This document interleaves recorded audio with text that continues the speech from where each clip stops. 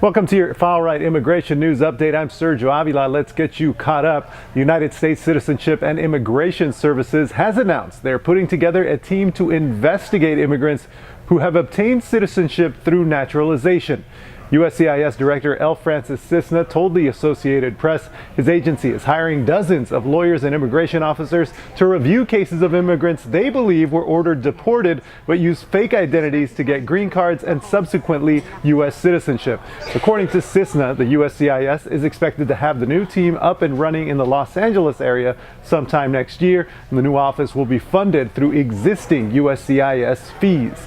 Another month and yet another USCIS recall, this time affecting hundreds of immigrants with employment authorization documents.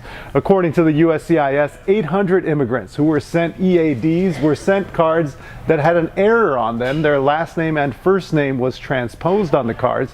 The USCIS is notifying all those affected by this recall, and they will be replacing the cards for free once they receive the card with an error on it. The American Civil Liberties Union has sued the federal government for proposing a question about citizenship on the upcoming 2020 census.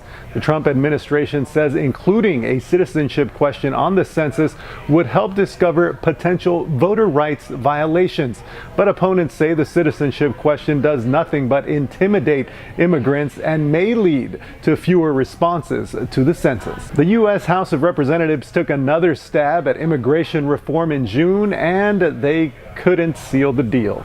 A group of both conservative and moderate Republicans tried to come up with an agreement on the best way to change our immigration system, but failed to get enough support from their own party, let alone any support at all from Democrats. The failed bill included a permanent fix for DACA and, of course, included increased border security, which means the border wall. President Donald Trump signed an executive order in June ending the separation of families that was happening along the southwest border. The administration says they have been working to reunite these families as quickly as possible. Meanwhile, opponents have said these families are being given an ultimatum: reunite with your family only if you give up your legal claim to asylum. Congress has yet to come up with a solution. Well, that's all for now. Make sure to follow us on social media for all the latest. I'm Sergio Avila, and I'll see you next month.